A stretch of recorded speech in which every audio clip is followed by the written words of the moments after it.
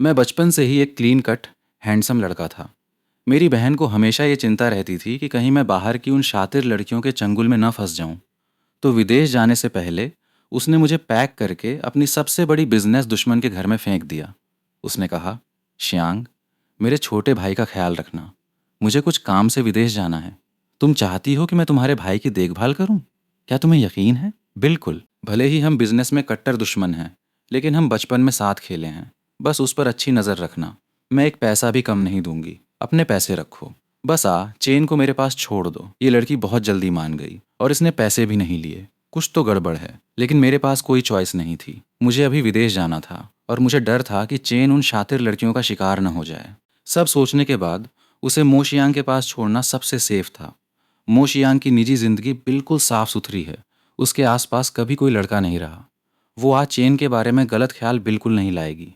मुझे तुम्हें पहले ही आगाह करना है। मेरा भाई बहुत अच्छा लड़का है।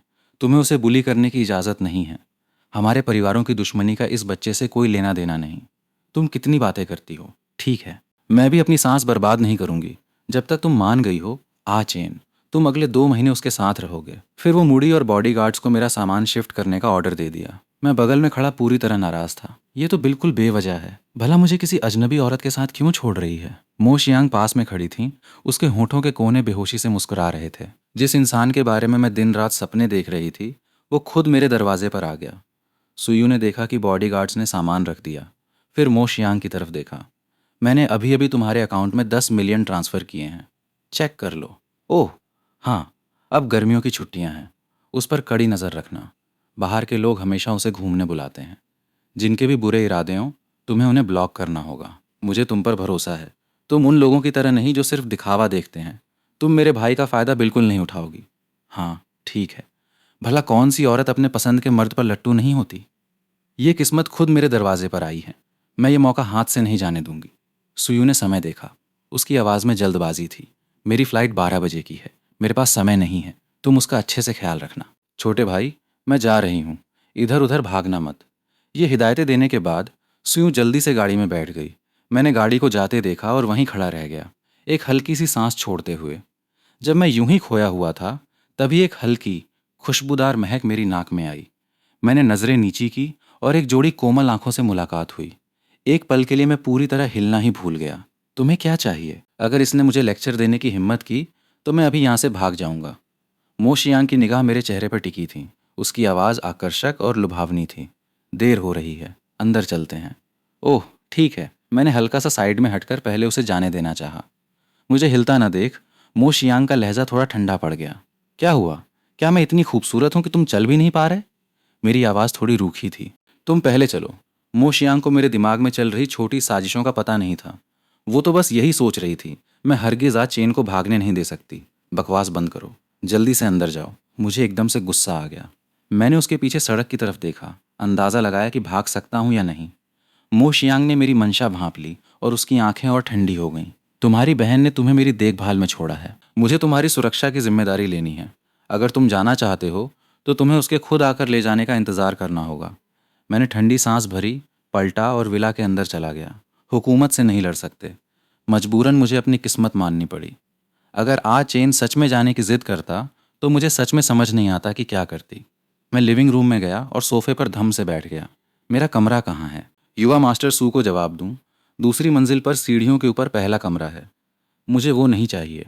मुझे हॉल के नीचे वाला चाहिए। ठीक उसी वक्त मो शियांग अंदर आई। मैंने तुरंत विनम्र लहजे में कहा, तुमने मेरी बहन से वादा किया था कि मेरा अच्छा ख्याल रखोगी। मुझे बस एक ऐसा कमरा चाहिए जो मुझे पसंद हो। कोई बात नहीं, मेरा मास्टर बेडरूम उसके लिए खाली कर दो। मेरी आंखें हैरानी से चौड़ी हो गईं। मुझे उम्मीद नहीं थी कि जिस कमरे की तरफ मैंने यूं ही इशारा किया, वो असल में उसका मास्टर बेडरूम था। रहने दो। मुझे सच में नहीं चाहिए। मुझे तीसरी मंजिल पर कोई भी कमरा दे दो। युवा मास्टर सू, तीसरी मंजिल पर कोई बेडरूम नहीं है। मोशियांग बगल में गई, पानी का ग्लास डाला और मुझे पकड़ा दिया। घर में सिर्फ 2 बेडरूम हैं, एक चुन लो। जो भी तुम्हें चाहिए चल जाएगा। ये बिजनेस वर्ल्ड की बेरहम, सख्त औरत अपने हाथों से मेरे लिए पानी डाल रही है। एक बर्फीली खूबसूरती की अपनी छवि से ये पूरी तरह उलट है। मैं उसे एकटक देखता रह गया, नज़रें हटाना भी भूल गया। मोशियांग मेरी निगाहों के नीचे थोड़ी शर्मा गई। उसने संभलने का दिखावा करते हुए पूछा, क्या मेरे चेहरे पर कुछ है? नहीं। मो शियांग को लगा कि मैं उसकी खूबसूरती पर मोहित हो गया हूँ। मन ही मन खुश होकर उसका लहजा थोड़ा हल्का हुआ। क्या फैसला किया? कौन सा कमरा चाहिए? कोई भी कमरा चल जाएगा, तुम चुन लो। तुम जिस कमरे में सोओगी मैं उसी में सो लूंगा। मो शियांग ने मुझे गहरी निगाह से देखा। पास खड़ी नौकरानी भी ठिठक गई, मानो मेरे ऐसा कहने पर हैरान हो। मुझे आखिरकार एहसास हुआ कि मैंने क्या कह दिया और झट से सुधारा। जो भी कमरा बचे वो मुझे दे दो। मो शियांग मुस्कुराई और नौकरानी से बोली, देर हो रही है, पहले उसके लिए गेस्ट रूम ठीक कर दो। नौकरानी ने हाँ कहा और चली गई। मैंने नौकरानी की पीठ देखी, एक पल हिचकिचाया और कहा, शुक्रिया। लेकिन मो शियांग का चेहरा ठंडा पड़ गया। उसे यह विनम्र शुक्रिया पसंद नहीं आया और वो खास तौर पर हमारे बीच के इस दूरी वाले लहजे से नफरत करती थी। ये बहुत ज़्यादा फॉर्मल लग रहा था। मैंने गिलास उठाकर एक घूंट लिया ही था कि जेब में रखा फ़ोन अचानक बज उठा। मैंने निकाल कर कॉलर आईडी देखी और फिर चोरी से मो शियांग की तरफ देखा, जो अब भी मेरे बगल में खड़ी थी। आह, चेन की ये चोरी छिपे वाली हरकत साफ बता रही है कि वो नहीं चाहता कि मुझे पता चले कि उसे किसका फ़ोन आया है। मो शियांग ने मेरे चेहरे पे खुशी की हल्की सी झलक देखी और उसके दिल में एक बुरा सा एहसास उभर आया। वो चलकर मेरे ठीक बगल में आकर बैठ गई। मेरे बगल का सोफा धंस गया। मैंने सिर घुमाया और उसकी नज़रों से बिल्कुल मिल गया। तुम फ़ोन पे किससे बात कर रहे थे? आह, चेन, तुम्हारे बगल में एक औरत की आवाज़ क्यों है? मैंने आवाज़ धीमी करके समझाया, ये मेरी बहन की दोस्त है। जहाँ तक मो शियांग के सवाल की बात है, मैंने जवाब देने से परहेज़ किया। उल्टा मैं खड़ा हो गया और जानबूझकर अपने बीच थोड़ी दूरी बना ली। मो शियांग ने मुझे चंचल उलाहने भरी नज़रों से देखा। मैं सिर्फ फ़ोन पर समझाता रहा, मैं सच में घर पर हूँ। ये मेरी बहन की दोस्त है, कोई और नहीं। मो शियांग की आवाज़ सुयू से बिल्कुल अलग थी। जोई स्वाभाविक रूप से फ़र्क बता सकती थी, और मो शियांग मुझे घबराकर समझाते देख उसके अंदर जलन की लहर दौड़ गई। उसने जानबूझकर ऊंची आवाज़ में एक लुभावने अंदाज में मुझसे कहा, आह चेन, देर हो रही है, मेरे साथ ऊपर चलकर आराम करो। मेरी आंखें अविश्वास से पूरी तरह फैल गईं। तुमने अभी क्या कहा? सू चेन, तुम आखिर हो कहाँ? तुम किसके साथ आराम करने जा रहे हो? नहीं, ऐसा नहीं है जैसा तुम सोच रही हो। तुम गलत समझ रही हो। कॉल एकाएक कट गई। मैंने त्योरी चढ़ाई और मो शियांग की तरफ देखा, पूरी तरह अवाक। तुम अभी क्या बकवास कर रही थीं? अब देखो क्या किया। उसे गलतफहमी हो गई। क्या गलतफहमी हो गई? हम दोनों के बारे में गलतफहमी। गलतफहमी कि हमारे बीच कुछ चल रहा है। ये शब्द मेरी जुबान तक तो आए, लेकिन बोल नहीं पाया। मैं सिर्फ सिर झुका सका। मैंने अपनी बहन से सुना तो था कि मो शियांग कोई मामूली इंसान नहीं है। मैं उसे नाराज़ करने के लिए कुछ नहीं कह सकता। मुझे बात बदलनी पड़ी। तुमने अभी अभी मुझे आह चेन कहकर बुलाया। कुछ मिनट पहले तो तुम मेरा पूरा नाम ले रही थी। क्या मुझे इजाज़त नहीं? नहीं, ऐसा नहीं है, बस थोड़ा अजीब लग रहा है। मेरा ये सुनते ही मो शियांग का मूड एकदम से काफ़ी बेहतर हो गया। अभी फ़ोन पे वो तुम्हारी गर्लफ्रेंड थी? मैंने शर्मिंदा होकर मुंह फेर लिया। बिल्कुल नहीं। क्या तुम उसे डेट कर रहे हो? नहीं, सच बताओ। मैं तुम्हारी बहन को नहीं बताऊंगी। मैं सच में देखना चाहती हूँ कि कौन सी नासमझ लड़की मेरे मर्द पर नज़र गड़ाए बैठी है। सीरियसली, मैं उसे डेट नहीं कर रहा। हम बस अच्छे दोस्त हैं, जो लड़का लड़की हैं। तुमने वादा किया था, मेरी बहन को नहीं बताओगी। भले ही वो अभी डेट नहीं कर रहे, लेकिन जल्द ही करने लगेंगे। ये सोचकर वो और ज़्यादा खींच गई। उसे चुप देख मैं थोड़ा घबरा गया। मैंने जल्दी से कहा, मैं ऊपर अपने कमरे में जा रहा हूँ। मैं घबराहट में खिसकने की कोशिश करते हुए खड़ा हुआ, लेकिन मेरा पैर गलती से उसके घुटने से टकरा गया। एक नाजुक खुशबू की लहर मुझ पर छा गई। मैंने सदमे से अपनी आंखें चौड़ी करके उसे देखा। वो चुपचाप मुझे ताक रही थी। हम एक दूसरे के बेहद करीब थे। मेरी आवाज़ में घबराहट थी। मैंने जानबूझकर नहीं किया। मेरी आवाज़ अपने आप कांप गई। पूरी जिंदगी में कभी भी मेरा उल्टे जिन्स से इतना करीबी संपर्क नहीं हुआ था। मेरा चेहरा तुरंत चुकंदर जैसा लाल हो गया। तुमने क्या कहा? मैंने घबराकर खड़े होने की कोशिश की, लेकिन या तो मैं बहुत नर्वस था या कुछ और। मैं अपने ही पैर से उलझकर फिर गिर गया, लेकिन इस बार मैं सोफे के आर्मरेस्ट पर खुद को संभाल नहीं पाया। ये एक भद्दा और अजीब नज़ारा था। मैं तेजी से उठा और घबराहट में भाग गया। भोली पिल्ला, तुम सीधे चल भी नहीं सकते। मैं कोई भोली पिल्ला नहीं हूँ। मेरी गुस्से भरी पीठ को देख मो शियांग ने बेबसी से आह भरी। मैं सच में उस पर बुरी तरह फिदा हो गई हूँ। मैं अपने कमरे में वापस गया, फ्रेश हुआ और थोड़ी चिंता के साथ अपनी फ़ोन स्क्रीन घूरने लगा। जोई अब मेरे मैसेज का जवाब भी नहीं दे रही। अब मैं क्या करूं? नई जगह पर मुझे नींद नहीं आती, तो मैं करवटें बदलता रहा, सो नहीं पाया। बगल वाले कमरे में मो शियांग भी एक बेचैन रात गुजार रही थी। मेरा दिल कर रहा है चुपके से बगल वाले कमरे में झांकूं, बस एक झलक देखने के लिए। नहीं नहीं, अगर वो हल्की नींद में सोता हुआ और मैंने उसे जगा दिया तो? अगर उसने मुझे सनकी समझ लिया तो? वो आधी से ज़्यादा रात इसी उधेड़बुन में पड़ी रही और आखिरकार उसने हार मान ली। सुबह 8:30 बजे मो शियांग डाइनिंग टेबल पर तैयार नाश्ते को देख रही थीं। उसकी निगाहें बार बार दूसरी मंजिल की तरफ जा रही थीं। आंटी लियो पूरी तरह समझ गईं और बोली, मैडम, क्या मैं जाकर युवा मास्टर सू को नाश्ते के लिए बुला लाऊं? मो शियांग ने चुपचाप हामी भर दी और कुछ नहीं बोली। 10 मिनट बाद आंखों के नीचे 2 काले घेरे और बिखरे बालों के साथ मैं सीढ़ियों से नीचे उतरा। भला कौन सा कॉलेज स्टूडेंट सुबह 8 बजे उठकर नाश्ता करता है? कल रात मुझे ठीक से नींद नहीं आई और ये सब तुम्हारी वजह से है। जोई अब मुझे इग्नोर कर रही है। जैसे ही ये शब्द निकले, मो शियांग का चेहरा तुरंत ठंडा पड़ गया। मैंने कल रात पता लगवाया था। जोई नाम की वो लड़की हाल ही में मेरे भोली पिल्ला के बहुत ज़्यादा करीब आ रही है। एक लड़की के लिए पूरी रात की नींद गंवा दी। तो क्या हुआ? अगर तुमने कल बकवास नहीं की होती तो जोई मुझे इग्नोर नहीं कर रही होती। मो शियांग ने अपने सामने रखी कॉफ़ी उठाई और एक घूंट लिया, अपने दिल की नाराज़गी दबाते हुए। मैं टेबल तक गया, बैठा और धीरे धीरे अपना दलिया खाने लगा। मैंने एहतियात से कहा, क्या तुम आज मेरे साथ चलकर उसे बात समझा सकती हो? मो शियांग ने मुझ पर एक हल्की सी नज़र डाली और कुछ नहीं बोली। मेरी तो तुरंत बोलती बंद हो गई। मैंने सिर झुकाकर चुपचाप दलिया खाया और मन ही मन खुद को कोसा। क्या नींद पूरी न होने से मेरा दिमाग खराब हो गया है? मैंने उसे ऑर्डर देने की हिम्मत कैसे की?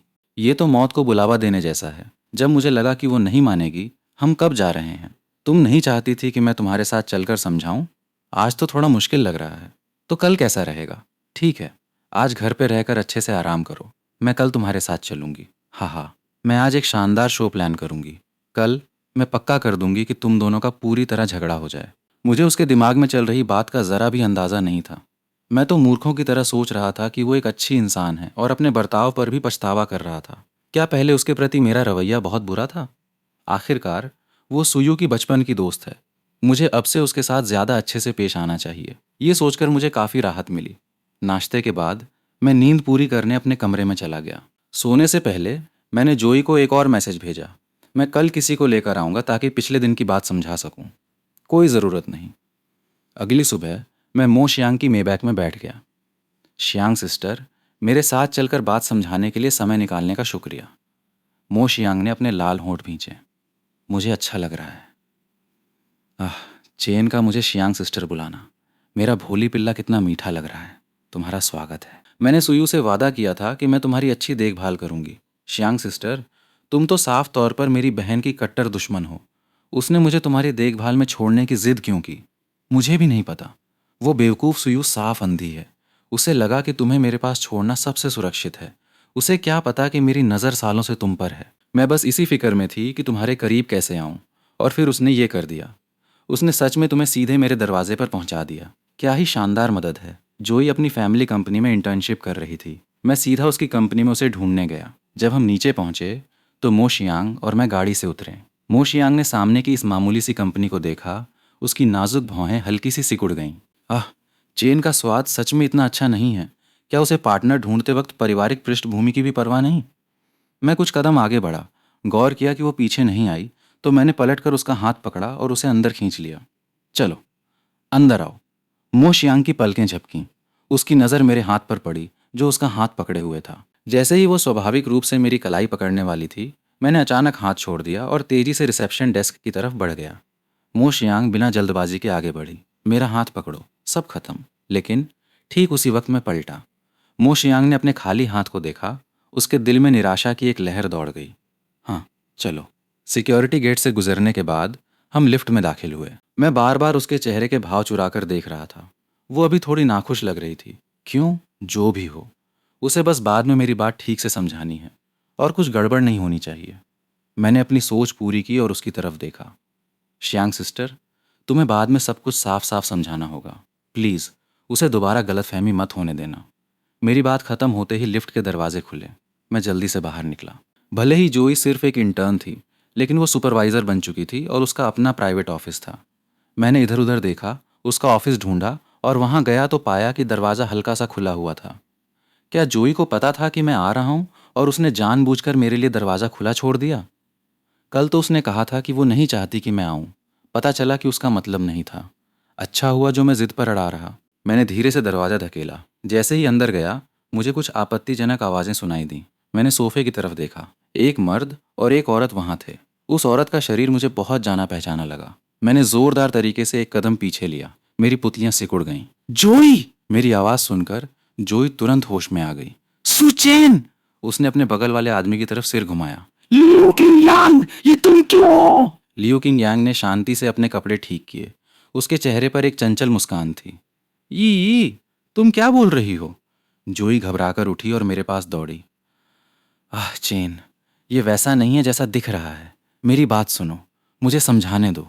मुझे अभी लगा कि तुम हो। मैंने उसके शरीर पर बने निशान देखे। मेरा सीना गुस्से से दुखने लगा। क्या तुम्हारा दिमाग खराब हो गया है? जोई ने मेरा हाथ पकड़ने की कोशिश की, लेकिन मो शियांग ने बीच में आकर उसे रोक दिया। तुम्हारी औकात नहीं है उसे छूने की। जोई गलत और उलझन में दिखी। आह चेन, प्लीज़ मेरी बात सुनो। मुझे सच में लगा कि अभी तुम हो। मुझे नहीं पता कि ये वो कैसे निकला। बताओ, मैं उसकी तरह कहाँ से दिखता हूँ? और सोचो, मैं सच में तुम्हें समझाने के लिए किसी को यहाँ लाया था। मैं ज़रूर अंधा रहा होऊंगा। मुझे माफ़ करना।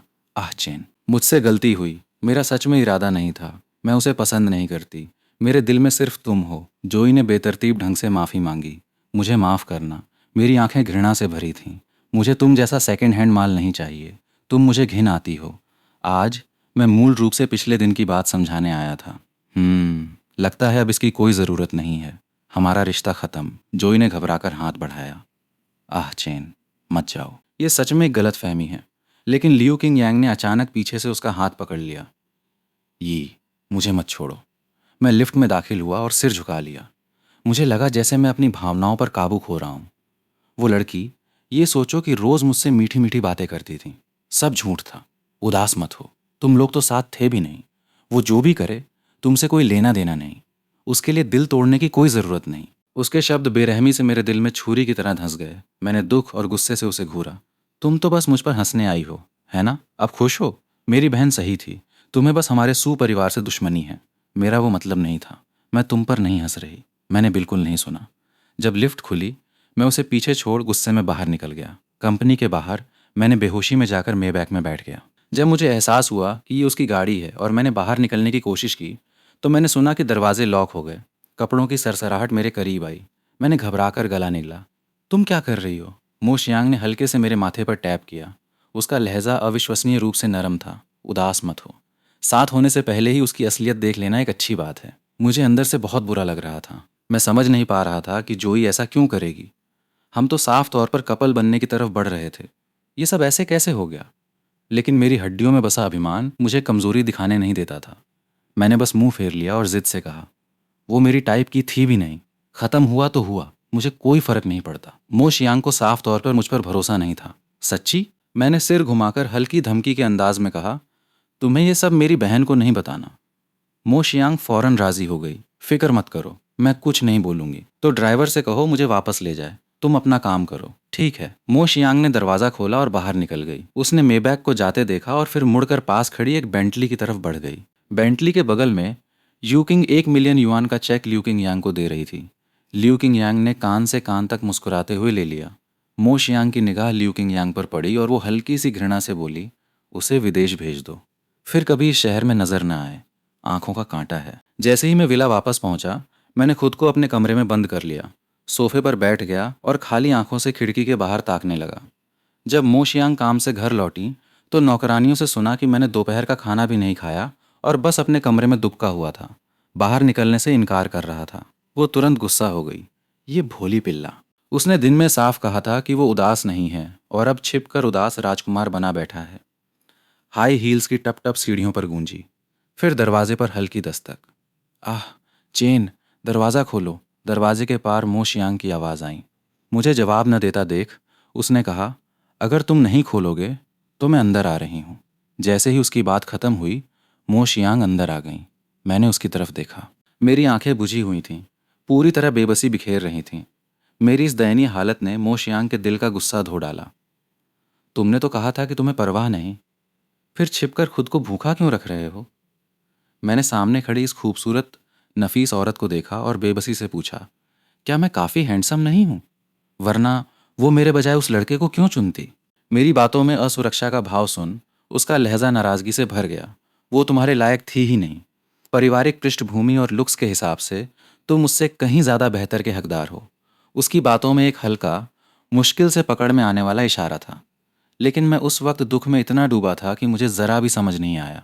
चलो नीचे उतरो और खाना खाओ, पूरे दिन भूखे हों, क्या तुम्हारा पेट संभाल पाएगा? मैं खाना नहीं चाहता। अगर तुम अभी नहीं उठे तो मैं इसी वक्त तुम्हारी बहन को फ़ोन लगाऊंगी। उसके शब्द एक नंगी धमकी थे जिसने मुझे झट से मेरे डिप्रेशन से बाहर खींच लिया। तुम बड़ी बेरहम हो। मैंने आखिरकार समझौता किया, धीरे से जूते पहने और खाना खाने नीचे चला गया। मैं डाइनिंग टेबल पर बैठा बेमन से चावल चबा रहा था। इतने सारे पकवान हैं, क्या सच में तुम्हें कुछ पसंद नहीं? मैंने नज़रें उठाई तक नहीं और बस बुदबुदाया, हाँ, भूख नहीं है। मुझे यकीन नहीं था कि मुझे खाना पसंद नहीं आया या मैं उसके बॉसी अंदाज से नफरत कर रहा था। मो शियांग ने और कुछ नहीं कहा, लेकिन मैं साफ महसूस कर सकता था कि उससे एक ठंडी दूरी निकल रही है। खाने के बाद मैं अपने कमरे लौट आया। जूही के ऑफिस का सीन मेरे दिमाग में बार बार घूम रहा था। जितना सोचता उतना परेशान होता। किसी अनजानी हरकत में आकर मैं अपने कमरे से बाहर निकला, काफ़ी देर हिचकिचाया और बगल वाले मो शियांग के दरवाजे पर दस्तक दी। मैंने थोड़ी देर इंतज़ार किया, लेकिन अंदर से कोई आवाज़ नहीं आई। मैं डर के मारे पीछे हटने लगा। तभी दरवाज़ा अचानक खुल गया। मैंने भूखी नज़रों से सामने वाली औरत को देखा। उसने अभी अभी नहाया था। उसके गीले बाल कंधों पर बिखरे थे, बेहद सेक्सी और सुस्त लग रही थीं। वो इस हाल में दरवाज़ा कैसे खोल सकती है? मेरी निगाहें बेहोशी में उसकी गोरी त्वचा पर घूम गईं। रुको, मैं कर क्या रहा हूँ? क्या तुम्हें कुछ चाहिए था? उसने पहले बात की। उसके लहजे में हल्की हैरानी थी। कुछ नहीं, मैंने कहा और तुरंत भागने की कोशिश की, लेकिन उसने मुझे रोक लिया। आह, चेन, कहाँ जा रहे हो? उसकी लुभावनी आवाज़ पीछे से आई। मैं रुका और थोड़ा घबराकर बोला, मैं थोड़ी पीने के लिए बाहर जाना चाहता हूँ। जैसे ही मैंने कहा, तुम्हें जाने की इजाज़त नहीं है, बहुत देर हो गई है, मैंने हिम्मत जुटाई और जवाब दिया, मैं जाऊँगा। मेरा अंदर से बहुत बुरा हाल है। हमारे घर पर शराब है, पीनी है तो यहीं पियो, उसने ये कहा। अपने बेडरूम का दरवाज़ा बंद किया और मेरी कलाई पकड़ ली। मैं बस उसके हाथ को ताकता रहा और उसके पीछे पीछे बेसमेंट के वाइन सेलर में चला गया। उसने बेमन से मेरी कलाई छोड़ी, black and gold wine cabinet से रेड वाइन की बोतल निकाली, खोली और डिकेंटर में डाली। रेड वाइन की तेज सुगंध हवा में फैल गई, जिसे सूंघ कर मैंने गला निगल लिया। मुझे नहीं लगता कि मैंने कभी रेड वाइन पी है। मैंने बस कॉकटेल के कुछ घूंट लिए हैं। पहले मेरी बहन हमेशा रोकती थी। वो कहती थी कि मर्द शराब पीकर हिंसक हो जाते हैं और अपनी हरकतों पर काबू नहीं रख पाते। ये सोचते हुए मैं खुद को पूछने से रोक नहीं पाया, क्या इसे पीने से मैं हिंसक और गुस्सैल हो जाऊंगा? मो शियांग ने हल्की सी हंसी निकाली। तुमसे ये किसने कहा? मेरी बहन ने। सीमित मात्रा में रेड वाइन पीना असल में फायदेमंद है। तुम बस थोड़ी सी पी सकते हो, ज्यादा नहीं। मेरी आंखें तुरंत चमक उठीं। मैंने डिकेंटर को घूरा और पूछा, क्या मैं अब पी सकता हूँ? रुको, बस थोड़ी और देर। इसे सांस लेने की ज़रूरत है ताकि कड़वा ना लगे। मैं झट से बुझ गया। 2 सेकंड बाद मैं दोबारा पूछ बैठा, क्या मैं अब पी सकता हूँ? मो शियांग ने मुस्कुराती नज़रों से मेरी तरफ देखा। उसने डिकेंटर उठाया और धीरे धीरे रेड वाइन ग्लास में डाली, फिर मुझे पकड़ा दी। क्या तुम्हारी बहन तुम्हें आम तौर पर शराब को हाथ भी नहीं लगाने देती? मेरा मुंह फिसल गया। सच बताने से इनकार करते हुए मैंने कहा, ऐसा कुछ नहीं। मेरी बहन मुझे पीने देती है। वो हल्के से हंसी, मेरा झूठ पकड़े बिना। वो मुड़ी और मेरे बगल वाले बार स्टूल पर बैठ गई। मैंने गिलास उठाकर एक छोटा सा घूंट लिया। मैंने तुरंत त्योरी चढ़ा ली, ये तो बहुत कड़वी और कसैली है, एकदम बेस्वाद। कॉकटेल जितनी स्मूथ नहीं। आदत नहीं है ना? क्या मैं तुम्हारे लिए जूस ले आऊं? मैंने नाराजगी से उसे घूरा और एक सख्त आदमी की तरह बाकी की वाइन एक ही घूंट में गटक गया। एक मीठा और तीखा स्वाद मेरे मुंह में फैल गया। ये वाइन तो देखने में ही अच्छी है, अंदर से बेकार है। मो शियांग ने अपने लाल होंठ हल्के से घुमाए और खुद एक घूंट लिया। मुझे दूसरा गिलास भरते देख उसने चेतावनी दी, धीरे धीरे पियो, ध्यान रखना कहीं नशे में ना आ जाओ। मैंने हंकार भरी, ये युवा मास्टर 1000 प्याले पीकर भी नशे में नहीं आता। मैंने एक बार फिर एक ही सांस में गटक लिया, लेकिन जैसे ही वो गिलास मेरे पेट में गया, मेरा सिर घूमने लगा। मेरी नज़र धीरे धीरे धुंधली होने लगी और मैं बार पर ढह गया। हिलने की इच्छा नहीं हो रही थी। मो शियांग ने मुस्कुराकर सिर हिलाया और आराम से अपनी वाइन की चुस्की लेती रही।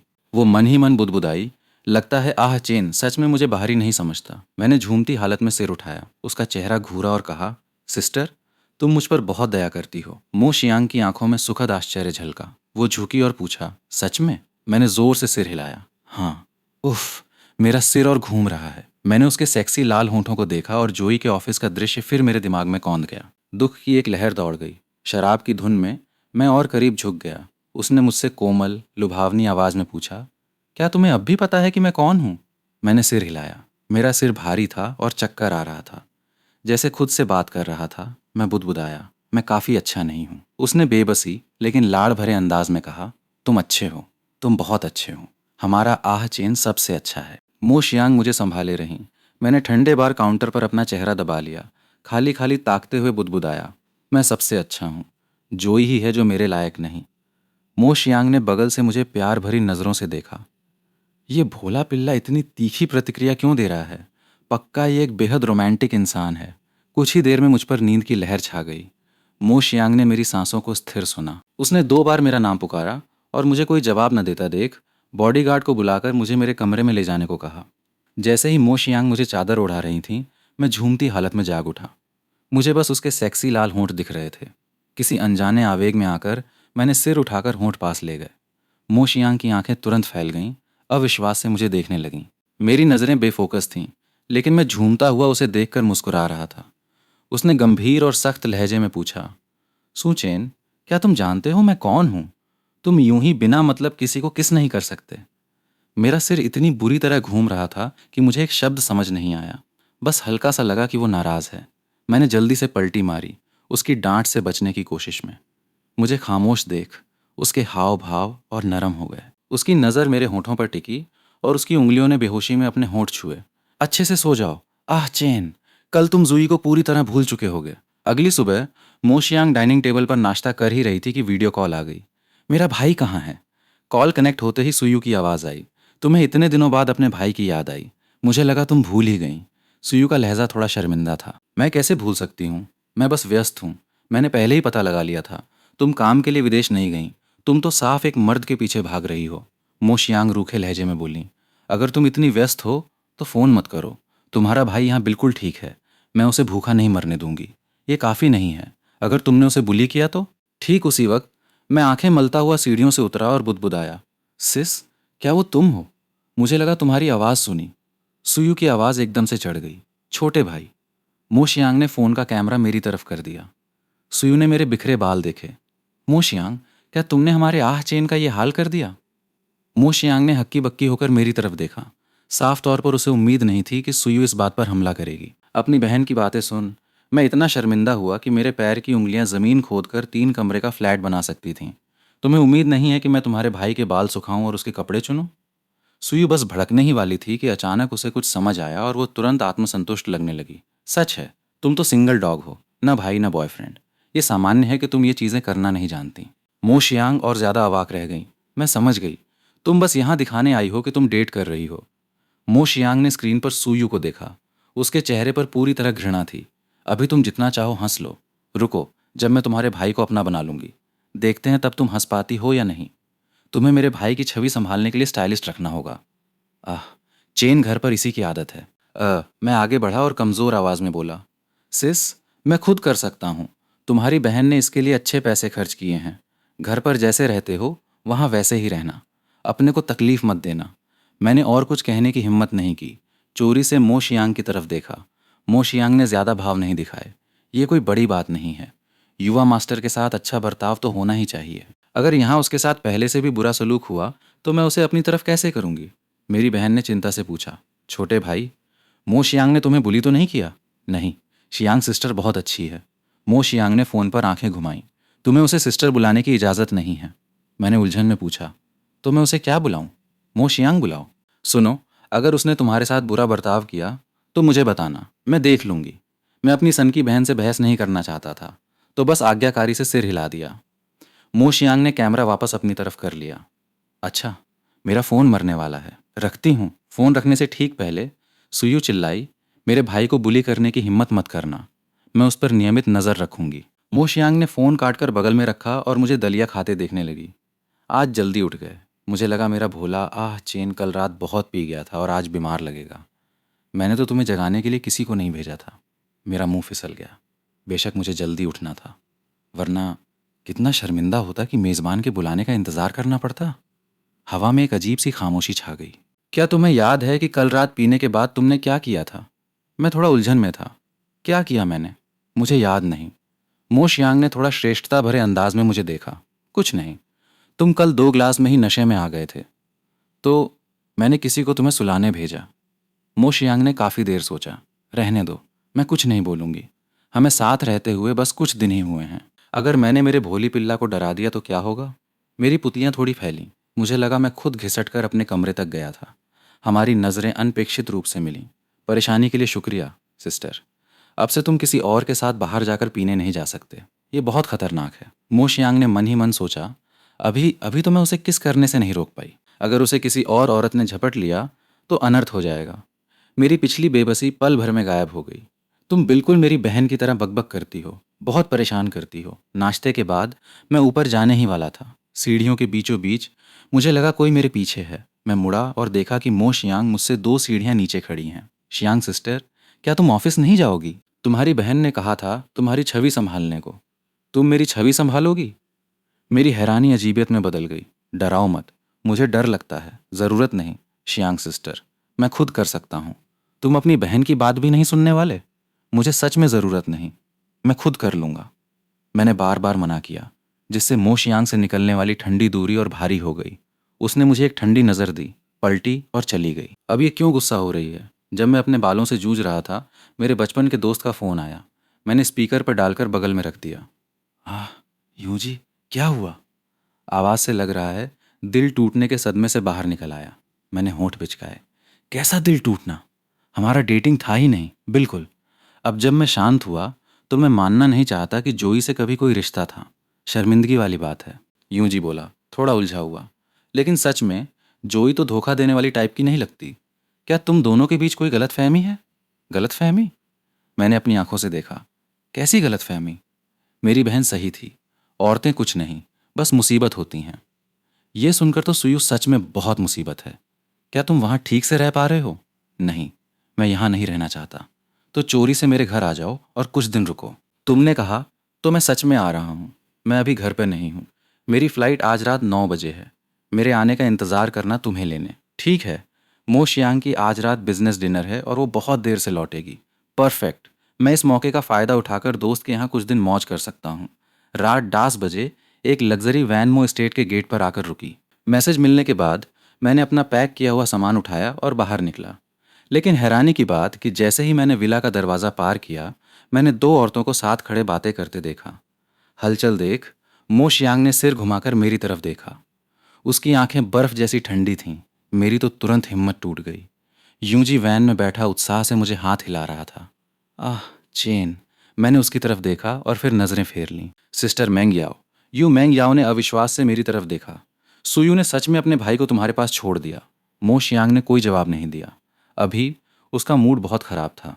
मेरे भोली पिल्ला ने मुझे हाय तक नहीं कहा। मुझे सिस्टर बुलाओ, वो ठंडे लहजे में बोली। इतनी रात को बाहर क्या कर रहे हो? मैं बेहोशी में दोषी महसूस करने लगा। ये औरत मेरी बहन से भी ज़्यादा डरावनी है। बाहर घूमने जा रहा हूँ। मैंने मदद की उम्मीद से कार में बैठे यूं जी की तरफ देखा। तुम्हें जाने की इजाज़त नहीं है? क्यों? बहुत देर हो गई है। दिन में जा सकते हो, रात में नहीं। मैंने फिर यूं मैंग याओ की तरफ देखा।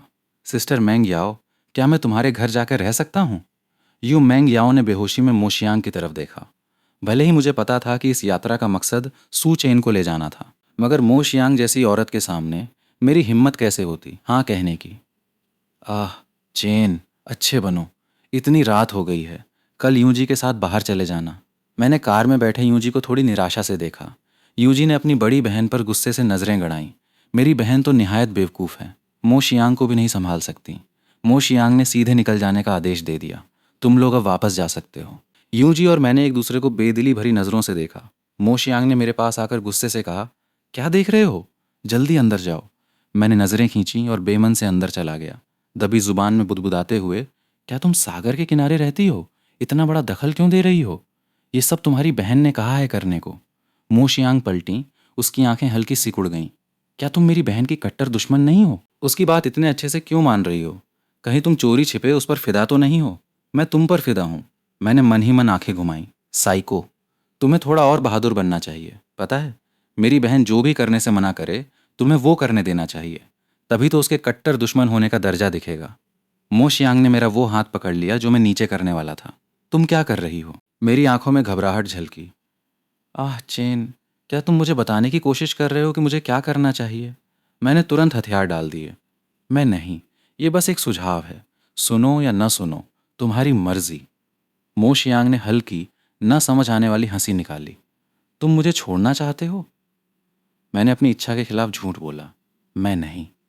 मो शियांग ने मन ही मन सोचा, मेरा भोला पिल्ला सच में झूठ बोलना नहीं जानता, अपनी छोटी छोटी बातें छिपा ही नहीं पाता। आह चेन, अच्छे बनो, सिस्टर तुम्हारे साथ अच्छा बर्ताव करेगी। उसकी सेक्सी लुभावनी आवाज़ सुनते ही मेरा दिल धड़क गया। शियांग सिस्टर, मैं अब से बिल्कुल आज्ञाकारी रहूंगा, जो कहोगी करूंगा। मो शियांग मेरी बात पर काफ़ी देर तक शक करती रही, फिर बोली, अब से हर रात तुम्हारा कर्फ्यू 8 बजे का है। उसने एक पल सोचा, फिर जोड़ा, मौसम ठंडा हो रहा है तो 7 बजे कर देते हैं। ये सुनते ही जो मुस्कान मैंने अभी अभी चेहरे पे लाई थी वो तुरंत गायब हो गई। उफ, ये निष्ठुर औरत। मैं अपनी बहन से तुम्हारी शिकायत करूंगा, बोलूंगा तुम मुझे बुली कर रही हो। मो शियांग ने मेरी जाती पीठ देखी, अपना फ़ोन निकाला और सुयू को मैसेज भेजा। इन दिनों आसपास बहुत शातिर लड़कियां हैं, कर्फ्यू एक अच्छा आइडिया है। मुझे काम करना पड़ता है तो 24 जुलाई उस पर नज़र नहीं रख सकती। अपने कमरे में वापस आकर मैंने सुयू को फ़ोन लगाकर शिकायत की, लेकिन न सिर्फ कोई फ़ायदा नहीं हुआ बल्कि उसने मुझे लेक्चर दे दिया। तुम्हें उन शातिर लड़कियों के साथ घूमने की इजाज़त नहीं है। मैं तो गुस्से से पागल हुआ जा रहा था, नींद बिल्कुल नहीं आई। अगली सुबह मैं नाराज़गी से भरा उठा, डाइनिंग टेबल पर बैठा और अपने सामने फ़ोन देख रही औरत को तीखी नज़रों से घूरने लगा। मो शियांग ने मेरी नज़रों की ज़रा भी परवाह नहीं की। उसने यूं ही अपनी कॉफ़ी उठाई और होठों तक ले गई। मैंने तुरंत खड़े होकर उसके हाथ से कॉफ़ी छीनी और फर्श पर उड़ेल दी। मैंने एहतियात से ठोड़ी उठाई। काफ़ी सारी कॉफ़ी मो शियांग के हाथ पर छलक गई। आंटी लियू, जो पास ही खड़ी थीं, झट से बहाना बनाकर खिसक गईं। मैडम, ज़रा रुकिए, मैं अभी आपके लिए दूसरी कॉफ़ी बनाकर लाती हूँ। मैंने मो शियांग की आंखों में देखा और मेरी रीढ़ में ठंडक दौड़ गई। ओह, गड़बड़, वो गुस्सा हो गई। मैंने उसे देखा और मन में सोचा, रुको ज़रा, वो मुझे डांट क्यों नहीं रही? अगर वो मुझे नहीं डांटेगी तो मैं अपनी बहन से शिकायत करके वापस घर कैसे जाऊंगा? क्या वो अब तक काफ़ी गुस्सा नहीं हुई? तभी आंटी लियू ताज़ी कॉफ़ी का एक और कप लेकर आईं। अरे, मैडम तो गुस्सा ही नहीं है। मैंने तुरंत उठाकर एक बड़ा सा घूंट भर लिया। ये इतनी कड़वी क्यों है? मो शियांग ने फ़ोन नीचे रखा और मुझे एक आरामदेह मज़ेदार भाव से देखने लगी। मैंने उसमें से पिया था, मैंने कहा, और घृणा से कॉफ़ी टेबल पर रख दी। नौकरों के लिए सफाई करना आसान नहीं होता, पता है। मैंने सुना था वो गंदगी से सख्त परहेज करती है। अगर मैंने एक घूंट ले लिया तो वो दोबारा इसे हाथ नहीं लगाएगी। मो शियांग ने अचानक मुझसे पूछा, अच्छी है? मैं एक सेकंड को ठिठका, फिर जिद से जवाब दिया, बहुत बढ़िया, अच्छी है तो ठीक है। इतना कहते हुए उसने कॉफ़ी का कप उठाया, ठीक वहीं जहाँ मेरे होंठ लगे थे, निशाना बनाया और बाकी की कॉफ़ी एक सांस में पी गई। मैं बिल्कुल दंग रह गया। हमारे बगल में आंटी लियू ऐसे देख रही थीं जैसे भूत देख लिया हो। मो शियांग ने शांति से मूल्यांकन किया, आज की कॉफ़ी काफ़ी मीठी है। मैंने मन ही मन बुड़बुड़ाया, ये मीठी कैसे हो सकती है? क्या इस औरत की स्वाद की समझ खराब है? लेकिन पास खड़ी आंटी लियू छिपे मतलब को पूरी तरह समझ गईं। मैं जानती थी, भला युवा मैडम किसी को यूं ही अपने यहाँ रहने कैसे दे सकती हैं? ओह, तो ये उनकी जान है। मो शियांग उठ खड़ी हुई। एक चालाक नज़र से उसने कहा, मैं ऑफिस जा रही हूँ, बाहर खेलने जाना हो तो 8 बजे से पहले घर आना याद रखना। कुछ तो गड़बड़ है। मेरी बहन ने साफ कहा था कि उसे गंदगी से सख्त नफरत है, कहीं जानकारी गलत तो नहीं? मुझे खोया देख। मो शियांग सीधे दरवाजे की तरफ बढ़ी। Xiang sister. मो शियांग के कदम रुके। उसकी नज़र मेरे हाथ पर पड़ी जो उसका हाथ पकड़े हुए था। ओह, मेरा भोला सा पिल्ला आज बहुत आगे है। मैंने उम्मीद भरी आंखों से उसे देखा। शियांग सिस्टर, मुझे अपने साथ ऑफिस ले चलो, क्या तुम्हें यकीन है? पूरा। मैं शियांग सिस्टर की हर बात मानूंगा। मैंने तय किया है कि मैं उससे गोंद की तरह चिपक जाऊंगा, उसे घुटन और परेशानी महसूस कराऊंगा। मो शियांग ने खुशी से हामी भरी। ज़रूर। मैं बहुत खुश हुआ। मैं सीधा उसके पीछे मेबैक में बैठ गया। मैंने अपनी बहन को दोबारा पक्का करने के लिए मैसेज किया। मो शियांग को सबसे ज़्यादा नफरत साजिश करने वाले, हद पार करने वाले मर्दों से है। मैंने फ़ोन नीचे रखा और यूं ही अपना हाथ उसके कंधे पर डाल दिया।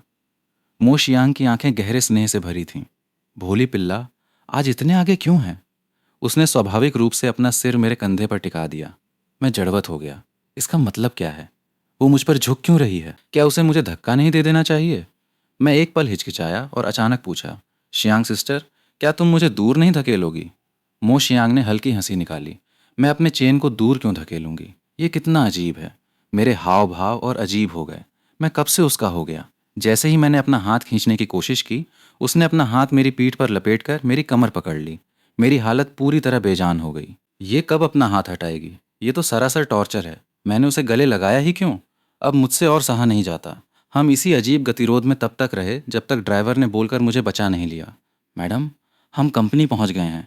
मो शियांग ने आखिरकार मुझे छोड़ दिया। चेन, तुम पहले उतरो। मुझे अपनी भावनाएं शांत करनी हैं। मेरे भोले पिल्ला को गले लगाना इतना आरामदेह था, मैं लगभग अपनी सामान्य छवि नहीं रख पाई। तभी उसकी असिस्टेंट जू चांग लिफ्ट से बाहर निकली।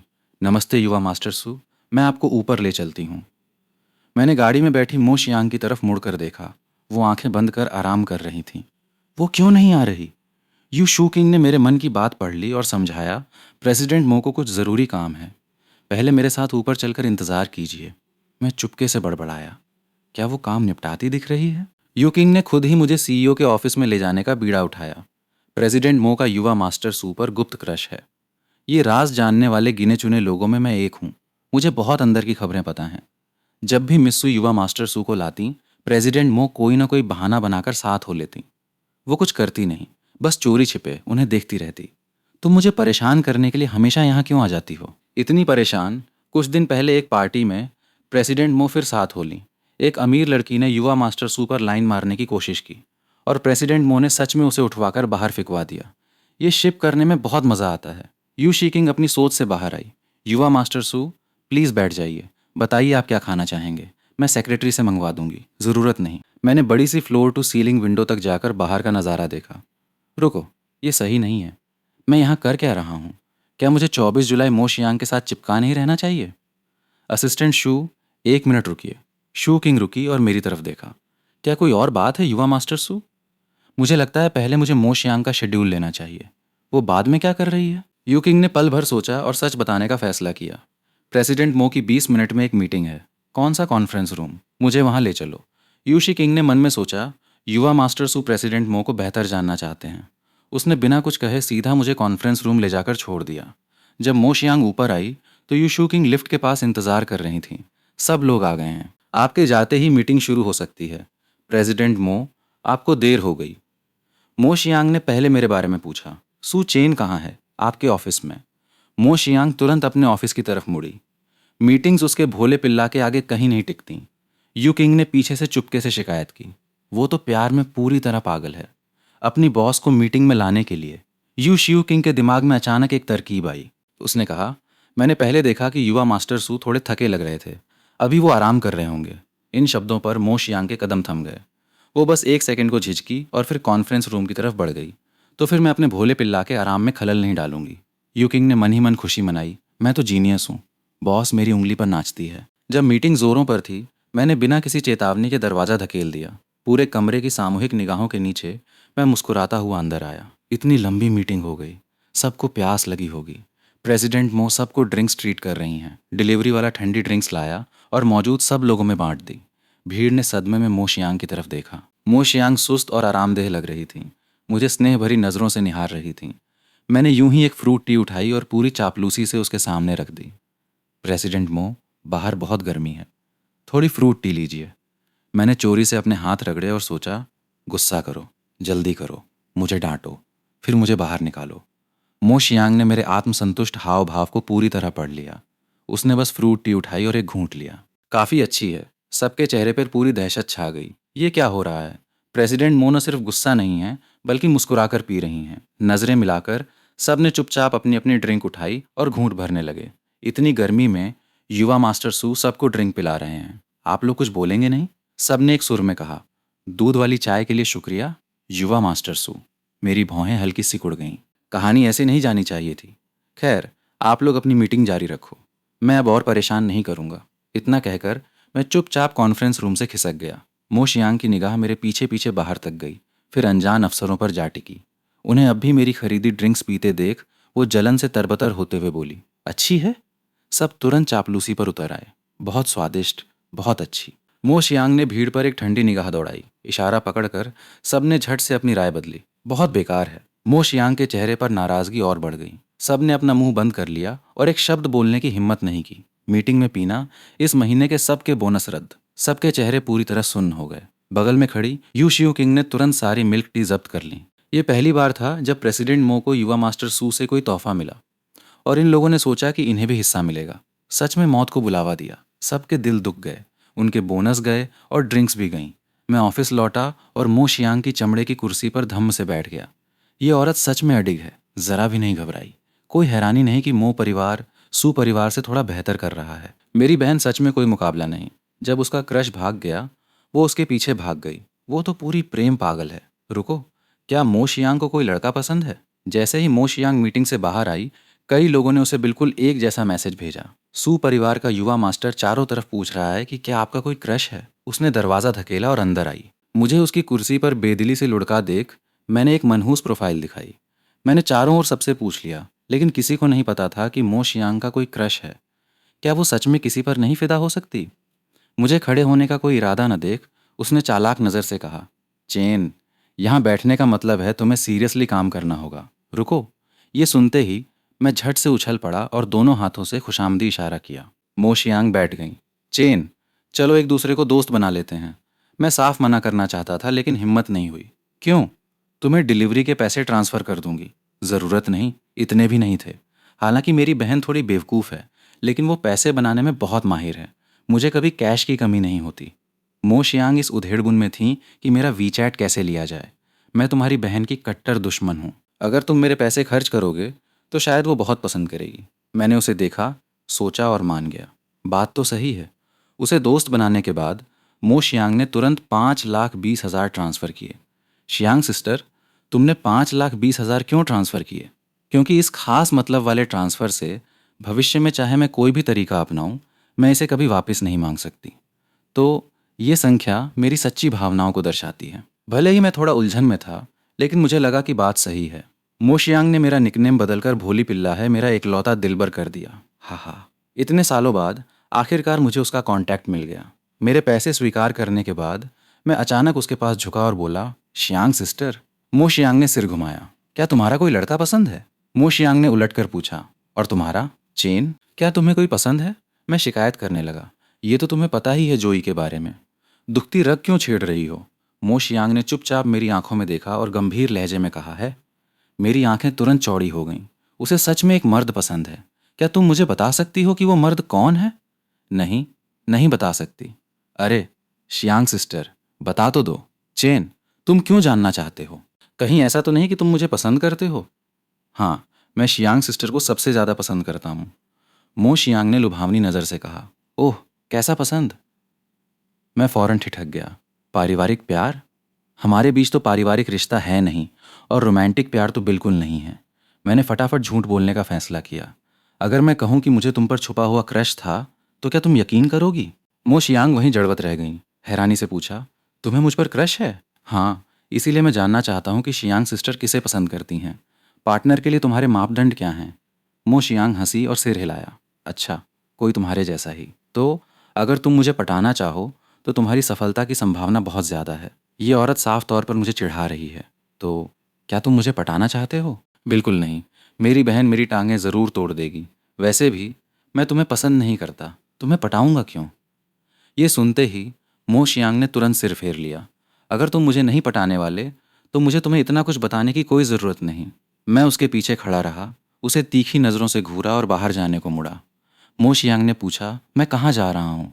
मैंने पीछे मुड़कर देखा तक नहीं। मैं बोर हो रहा हूँ, बाहर खेलने जा रहा हूँ। लगभग दोपहर है, खाना खाकर जाओ। मैंने होंठ पिचकाए। नहीं, अकेले खाओ। मो शियांग ने बेबसी से इंटरकॉम दबाया। इंतज़ाम करो, बॉडीगार्ड्स उसके पीछे रहें। यू चैंग ने आदर से जवाब दिया, जी, मैं तुरंत इंतज़ाम करता हूँ। मैं यू जी से दोपहर के खाने पर मिला। जल्दी से कोई रास्ता सोचो मेरे लिए। मैं अपनी बहन से कैसे कहूँ कि मो शियांग का मेरी देखभाल का ख्याल वापस ले? ये तो सही नहीं। क्या मेरी बहन ने नहीं कहा था कि मो शियांग अगम्य है और जो कोई उसे नाराज़ करे उसका बुरा हाल होता है? वो तो बस तुम पर गुस्सा नहीं होती। क्या मतलब वो गुस्सा नहीं होती? जब वो मुझे घूरती है, मैं तो लगभग पैंट गीली कर लेता हूँ। वो मुझे ये नहीं करने देती, वो नहीं करने देती। मेरी बहन से भी ज़्यादा परेशान करती है। मेरा ये सुनना था कि यूजी बोला, अब मो शियांग की जो छवि मेरे मन में थी उससे मेल खाती है। आह, अब क्या करना चाहिए? तुमने उसकी मीटिंग में दखल दिया और वो गुस्सा भी नहीं हुई। इसीलिए तो मैं तुमसे कोई तरीका सोचने में मदद मांग रहा हूँ। यूजी का दिमाग चलने लगा। मेरे पास ढेर सारे आइडिया हैं। क्या तुम्हें यकीन है कि तुम उन्हें झेल पाओगे? मसलन, कोई भी औरत हैंडसम लड़कों को नापसंद नहीं करती। क्या राय है, हम उसके लिए 10 लड़के ढूंढ लाएं? 10 में से 10। परफेक्ट। अगर हमने सच में ऐसा किया तो क्या, वो मुझे मार डालेगी। दर्द बिना फायदा नहीं। खेलना है तो बड़ा खेलो। चुपके से कुछ फोटो खींचकर अपनी बहन को भेज दो। जब तुम्हारी बहन उसका बुरा चरित्र देख लेगी तो वो खुद तुम्हें वापस घर ले आएगी। कैसा रहेगा? मैं एक पल को झिझका, फिर मेज पे हाथ पटका। करते हैं। रात ढलते ही यूं जी और मैंने मास्क और काला चश्मा पहना, चोरों की तरह क्लब में घुसे। जैसे ही वीआईपी रूम में दाखिल हुए, गुड इवनिंग युवा मास्टर्स। यूं जी ने उन्हें देखा और संतुष्टि से सिर हिलाया। ये सब तुम्हारी फरमाइश के मुताबिक बुलाए गए हैं। यूं जी ने पलटकर उसकी तरफ देखा। बढ़िया काम किया। इन्हें फिलहाल बाहर रहने दो और कुछ लड़कियों को बुलाओ, मैंने जल्दी से कहा। लड़कियां क्यों बुला रहे हो? क्या तुम बेवकूफ़ हो? सिर्फ हम दो के यहाँ होने का क्या मतलब? बेशक, हमें कुछ लोगों की ज़रूरत है साथ में गेम खेलने के लिए, वरना क्या हम ऐसे ही बैठे रहेंगे बिना कुछ किए? मैंने सिर हिलाया। बात तो सही है। यूं जी और मैंने खूब धमाल मचाया। हम हंस हंस कर चेहरे पर दर्द कर रहे थे।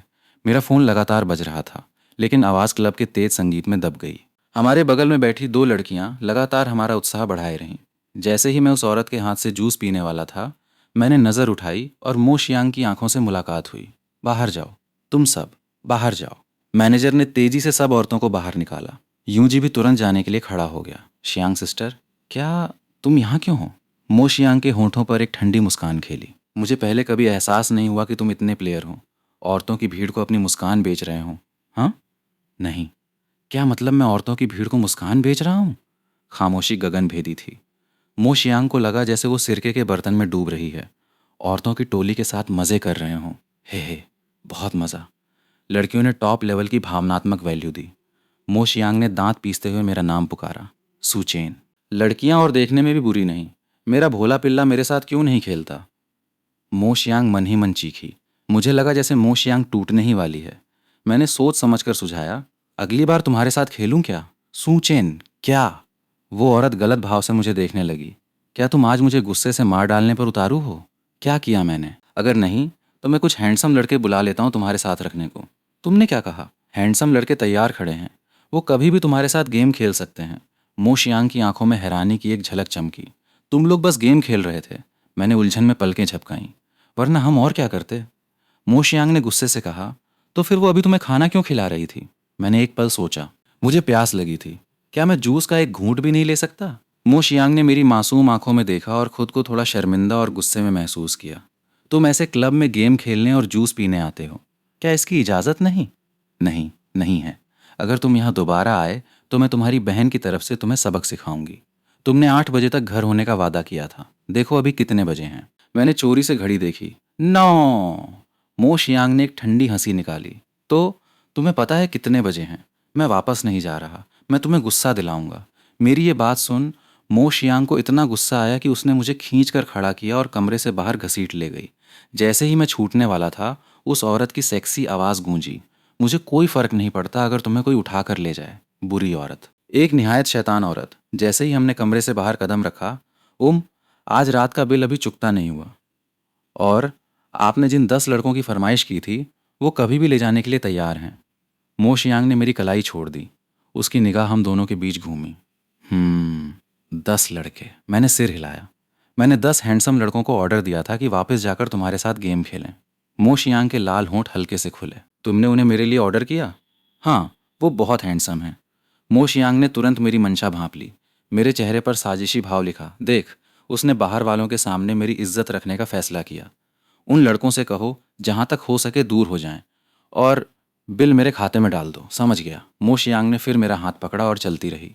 तुम्हारी बहन गए अभी कुछ ही दिन हुए और तुम पहले से ही इतने घमंडी हो गए। क्या तुम्हें सच में लगता है कि मैं तुम्हें नहीं संभाल सकती? तुमने मेरे लिए मर्द ढूंढने की हिम्मत भी कर दी। तुम सच में कमाल हो। मैं ज़रा भी नहीं डरा। अगर तुम्हारी हिम्मत है मुझे सबक सिखाने की तो मैं तुम्हारी शिकायत कर दूंगा। यूं जी, जो दरवाजे पर बैठा मेरी सुरक्षा की चिंता कर रहा था, उसने मुझे आज्ञाकारी ढंग से ले जाते देखा। हो ही नहीं सकता। ये कैसा घटनाक्रम है? उसने तुरंत अपना फ़ोन निकाला और चोरी से 2 तस्वीरें खींच लीं। खींचने के बाद उसने एक पल उन्हें सराहा। बुरा मत मानना, ये दोनों साथ में सच में अच्छे लग रहे हैं। मोशियांग का फिगर तो कमाल का है। मैं मोशियांग के पीछे पीछे उसकी मेबैक में बैठ गया। मोशियांग ने कहा, अगर तुम्हें घर जाना है तो अपनी बहन को बुलाकर ले जाना होगा। गाड़ी के दरवाजे लॉक हैं। उसने अपना फ़ोन निकालकर सुयू को कॉल लगाया। तुम्हारा भाई घर नहीं आ रहा। उसने 10 औरतें ऑर्डर की हैं। दूसरी तरफ एक पल को रुक कर फिर डांट का तांता लग गया। मैंने इनकार में कान ढक लिए। मो शियांग ने जानबूझकर फ़ोन मेरे कान के पास रख दिया। मैंने उस औरत पर तीखी नज़रें गड़ाईं, हिम्मत जुटाई, फ़ोन छीना और काट दिया। तुम बड़ी होकर भी शिकायत कर रही हो? क्या तुम्हें पता है मुझे सबसे ज़्यादा नफरत चुगली करने वालों से है? तुमने मेरा गाल कैसे दबाया? क्या तुम्हें इस पर भी गुस्सा नहीं? तुम ही हो जिसने पहले मेरी बहन को फ़ोन करके शिकायत की। हमारी नज़रें मिलीं। मैंने गुनाहगारी से सिर घुमा लिया, उस औरत से दूरी बनाना चाहा जो इतनी रात को बाहर थी। क्या तुम सज़ा स्वीकारने को तैयार हो? मैंने अविश्वास से पलट कर देखा। क्या तुम सच में मुझे सज़ा दोगी? मो शियांग चालाकी से मुस्कुराई। चूंकि तुम्हें क्लब जाना और औरतों के साथ गेम खेलना इतना पसंद है, तुम्हारी सज़ा है घर जाकर मेरे साथ खेलना। उसने मेरे हल्के से गुस्से वाले चेहरे को देखा, झुकी और अपनी बाहें मेरी कमर में लपेट दीं। अरे अरे अरे अरे, मेरा फ़ायदा मत उठाओ। तो अगर मैं फ़ायदा उठाऊं तो? मैंने अपनी बाहों में भरी औरत को देखा और निकलने का रास्ता सोचने लगा। मैंने दयनीयता से कहा, शियांग सिस्टर, मुझे पूरी जिंदगी कभी सज़ा नहीं मिली। क्या तुम मुझे छोड़ सकती हो? तो अगर अब से तुम अच्छी तरह बर्ताव करो तो मैं तुम्हें सज़ा नहीं दूंगी। मैंने फौरन आज्ञाकारी से सिर हिलाया। मैं अच्छी तरह बर्ताव करूंगा शियांग सिस्टर। तुम्हें अपनी बात रखनी होगी, ठीक है? वो एक शब्द बेहद आकर्षक और लुभावना था। मेरा दिल मानो एक धड़कन चूक गया। मैंने महसूस किया कि गाड़ी का माहौल थोड़ा आत्मीय हो गया है। शियांग सिस्टर, क्या तुम पहले मुझे छोड़ सकती हो? मो शियांग ने बेमन से मुझे छोड़ा और हाथ बढ़ाकर मेरे बाल बिखेर दिए। सच कहूं, शियांग सिस्टर मेरे सौंदर्यपरक मापदंड पर पूरी तरह खरी उतरती है। मो स्टेट में वापस आकर मैं तेजी से अपने बेडरूम की तरफ भागा। मैंने अपना फ़ोन निकाला और ढेर सारे अनदेखे मैसेज देखे। उनमें से आधे से ज़्यादा मो शियांग के थे। उसने लगातार ढेरों वॉइस मैसेज भेजे थे। उसका लहजा पहले नरम से ठंडा हो गया था। एक बार जब मैं तुम्हें पकड़ लूंगी तो तुम्हें कड़ा सबक सिखाऊंगी, ये सुन। मैंने सिर हिलाया। मैंने यूं जी की भेजी फोटो पर क्लिक किया। ये वही थी जो उसने चोरी से खींची थी। भाई, यहाँ क्या चल रहा है? तुम दोनों का हाथ पकड़ना शिप करने में बहुत प्यारा लग रहा है। मैंने तुरंत वॉइस मैसेज भेजा। हर चीज़ शिप करने से तुम बर्बाद हो जाओगे। ये बिल्कुल वैसा नहीं है जैसा तुम सोच रहे हो। एक नज़र उसे देखकर पता चलता है कि वो मुझे सबक सिखाने का इंतज़ार नहीं कर पा रही थी। उसने तुरंत मुझे कॉल कर दिया। क्या स्थिति है? क्या मतलब, क्या स्थिति है? कोई स्थिति नहीं है। मुझे लगता है बड़ी मिस मो ज़रूर तुम पर फिदा हैं। कब देखा है तुमने किसी और मर्द को उनके साथ हाथ पकड़ना तो दूर की बात है, क्या बकवास है? तुमने उन्हें कितनी बार देखा है? मुझे परवाह नहीं, मैं तो शिप कर रहा हूँ। आह, हमें शिप करने के बजाय तुम चाहो तो मुझे और सिस्टर मिंग जियो को शिप कर लो। अगर तुम्हारी नज़र मेरी बहन पर है तो तुम सच में अंधे हो। क्या अपनी बहन के बारे में ऐसे बोलते हैं जैसे तुमने अपनी बहन के बारे में कम बुरा कहा है? मैं 5 पैकेट मसालेदार स्ट्रिप्स की शर्त लगाता हूँ कि मिस मो पूरी तरह तुम पर फिदा हैं। नहीं लगाता। दिलचस्पी नहीं। मुझे लगता है तुम बस डर रहे हो। क्या तुम्हें भी एहसास हो गया कि वो तुम पर फिदा हैं? आजकल लोगों को अजीब अजीब जोड़ियां शिप करना पसंद है। बेहुदा बात है। थोड़ी देर बाद फ़ोन फिर बजा। मैंने बेबसी से जवाब दिया। यूं जी की उत्साहित आवाज़ रिसीवर से आई। हेलो चेन, कैसा रहेगा अगर हम मसेराती ट्राइडेंट की शर्त लगाएं? क्या तुम पागल हो? बेहतर होगा तुम सिर्फ इसके बारे में सपने देखो। ये तेज़ है। ये सिर्फ 10 मिलियन से ऊपर है। लगाओगे शर्त या नहीं? लगाता हूँ। कोई मेरे दरवाजे पैसे पहुंचा रहा है। नहीं लूंगा तो मूर्ख बनूंगा। और इस तरह दोनों साजिशकर्ताओं ने अपनी शर्त लगा ली। मैंने नहा धोकर बिस्तर पर बैठते ही दरवाजे पर दस्तक हुई। अंदर आओ। मो शियांग ने दरवाज़ा खोलकर अंदर कदम रखा। जब मुझे एहसास हुआ कि नौकर नहीं, वो अंदर आई है, तो मैं एक पल को ठिठका। शियांग सिस्टर, क्या कोई काम है? एक ब्रांड ने मुझे आज एक मर्दों की घड़ी भेजी, मेरे किसी काम की नहीं। तो तुम पहन सकते हो। शुक्रिया शियांग सिस्टर। मैंने देखा कि वो कुछ बोल नहीं रही, बस मुझे देख रही है। मेरा दिमाग शॉर्ट सर्किट हो गया और मैंने पूछा, शियांग सिस्टर, क्या तुम मुझे पसंद करती हो? करती हूँ। मेरा मतलब बहन भाई वाला पसंद नहीं। मेरा मतलब एक मर्द और एक औरत के बीच का। अचानक क्यों पूछ रहे हो? मैंने यूं जी से शर्त लगाई है। वो अड़ा है कि तुम्हें मुझ पर फिदा हो, लेकिन मुझे याद है तुम्हारा कोई पसंद है। शियांग सिस्टर, उस लड़के यूं जी ने इतनी जल्दी पता लगा लिया और उन्होंने सच में मुझे शर्त के लिए इस्तेमाल किया। तुमने क्या शर्त लगाई? एक नई मसेराती। यूं जी ने कहा कि यह 10 मिलियन से ऊपर है। हे, बस अपने गराज में खड़ी सबसे नई स्पोर्ट्स कार के बारे में सोचकर ही मुझे खुशी हो रही है। मो शियांग ने मन में सोचा, ये दोनों तो बड़ा खेल खेलते हैं। मेरे दिमाग में अचानक एक शानदार तरकीब आई और मैंने कहा, शियांग सिस्टर, मेरे फ़ोन से यूं जी को वॉइस मैसेज भेजो। क्या रहेगा अगर हम गाड़ी के पैसे 50-50 बांट लें? मुझे पैसों की कमी नहीं। तो 30-70? तुम 70 लो, मैं 30। क्या? 30-70?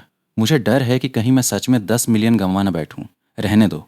मुझे दूसरे मर्दों को वॉइस मैसेज भेजना पसंद नहीं। ये औरत इतनी अनजान क्यों है? ये 10 मिलियन है, 1,000 रुपये नहीं। इतना रोब क्यों दिखा रही है? दूसरे मर्दों को वॉइस मैसेज भेजना पसंद नहीं। कुछ घंटे पहले ही तो तुमने मुझे इतने सारे वॉइस मैसेज भेजे। मेरी बहन के 10 मिलियन किसी और के 10 मिलियन कमा सकते हैं। तुम्हें बस इतनी ही हिकारत है। हाँ, दोहरे मापदंड। अच्छा, चेन, बाबा बनो। बताओ तुम्हारा कार्ड किस बैंक का है? मैंने उलझन में सिर घुमाया। एक गरम नरम स्पर्श मेरे चेहरे पर हुआ। मेरा दिमाग तुरंत क्रैश हो गया। मो शियांग ने यूं ही मेरा फ़ोन ले लिया। तुम्हें 50-50 बंटवारा चाहिए था ना? मैं तुम्हें पैसे ट्रांसफ़र करती हूँ। मेरा दिमाग पूरी तरह सुन्न था जब मैंने उसके निर्देशों का पालन किया। जल्द ही मुझे 5.2 मिलियन का बैंक नोटिफिकेशन मिला। वो मेरी अपनी बहन से भी ज़्यादा दरिया दिल है। ओह नहीं, अब मैं सच में उसका एहसानमंद हो गया। मेरा आत्मविश्वास जाता रहा। तुमने मुझे इतने पैसे क्यों ट्रांसफ़र किए? मो शियांग ने फ़ोन रख दिया। पैसे मायने नहीं रखते। चेन की खुशी सबसे ज़रूरी है। शियांग सिस्टर, देर हो रही है। तुम्हें जाकर आराम करना चाहिए। मो शियांग ने पलट कर देखा, अपनी आंखों का प्यार छिपाते हुए। तो गुड नाइट, चेन। मैंने उस औरत की पतली, लंबी छरहरी काया को गहरी सोच में डूबे देखा। कुछ समझ नहीं पाया तो हार मान ली। मैंने यूं जी को मैसेज भेजा, चल कल बाहर चलकर मौज करते हैं। अगले दिन मो शियांग बड़े अच्छे मूड में काम पर गई। यूशी किंग के दिल में साफ था कि ज़रूर युवा मास्टर सू के साथ कोई नई प्रगति हुई है। मो शियांग के लोहे के पेड़ पर आखिरकार फूल खिलने की खबर तेजी से शेन युए याओ के कानों तक पहुंची। उसने तुरंत ग्रुप चैट में कहा कि वो लड़कियों को घसीट कर अपनी आंखों से देखने लाना चाहती है। उसने मो शियांग को मैसेज भेजा, वो पत्थर जो युवा मास्टर को पिछली बार पसंद आया था, मैं तुम्हारे लिए ले आई। आज रात मेरी पार्टी में आओ और मौज करें। नहीं आ रही? पत्थर किसी से भिजवा दो। क्यों नहीं आ रही? इतना कीमती पत्थर मैं यूं ही किसी को देने की हिम्मत नहीं कर सकती। दिलचस्पी नहीं। शेन युए याओ ने मैसेज देखकर हंसी निकाली। तो फिर पार्टी नहीं, बस हम कुछ लड़कियां मिलकर बैठती हैं। आ रही हो या नहीं? अगर तुम नहीं आई तो मैं ये पत्थर अपने शीबा इनू को खिला दूंगी। पास खड़ी गुयूनयी ने जानबूझकर अपना फ़ोन निकाला और तस्वीर ले ली। अगले ही सेकंड क्लब का दरवाज़ा धकेल कर खोला गया। शेन युए याओ का हाथ कांपा और उसके हाथ का पत्थर लगभग सच में कुत्ते के मुंह में गिर गया। उसने चोरी से तुरंत पत्थर को चंदन की डिबिया में रख दिया। हम तो पीते पीते लगभग खत्म हो चुके थे और तुम अब आ रही हो। मो शियांग ने उसकी चिढ़ाने को पूरी तरह नज़रअंदाज किया और हैरानी से पलटकर भी नहीं बोली। वो आगे बढ़ी, मेज़ से चंदन की डिबिया उठाई, खोल कर चेक किया और आखिरकार राहत महसूस की। शेन युए याओ आगे झुकी। उसका चेहरा लगभग मो शियांग से छूने लगा। ये प्रेमी वाला चेहरा देखो, तुम तो बुरी तरह फंस गई। हाय! मो शियांग ने उसे नज़रअंदाज किया और यूं मैंग याओ की तरफ देखा। ये यहाँ क्यों है? गुयून यी और शेन युए याओ ने सिर हिलाए। यूं मैंग याओ मेरी दोस्त सुयू की सहेली है। वो आमतौर पर उनकी महफिलों में नहीं दिखती। इसी वक्त फू किंग यान बोली। वो मेरे साथ आई है। कह रही थी कि उसे तुमसे कुछ बात करनी है। यूं मैंग याओ मो शियांग के ठीक बगल में बैठ गई। मेरे भाई चाहते हैं कि तुम एक वीडियो देखो। मो शियांग ने उसके फ़ोन की तरफ देखा। वीडियो में मैं अभी अभी लग्जरी कार से उतरा था और कई औरतें मेरा वीचैट मांगने के लिए मेरे पीछे पड़ गई थीं। मो शियांग की नाजुक भौहें हल्की सिकुड़ गईं। ये औरतें कितनी आंखों की कांटा हैं। मेरा दिल चाहता है मेरे भोले पिल्ला को कहीं छिपा दूं। यूं मैंग याओ जवाब जानने को बेताब थी। मेरे भाई ने चेन से शर्त लगाई है। तो क्या तुम सच में चेन को पसंद करती हो या नहीं? ये 10 मिलियन से ऊपर है। छोटी रकम नहीं है। पास खड़े तीनों लोगों ने यह सुना तो बड़ी मुश्किल से हंसी दबाई। मो शियांग ने अपने लाल होंठ घुमाए। तुम बस ये पूछने आई थी? हाँ, वरना मैं यूं ही अचानक क्यों आती? बाहर जाओ और बाएं मुड़ो।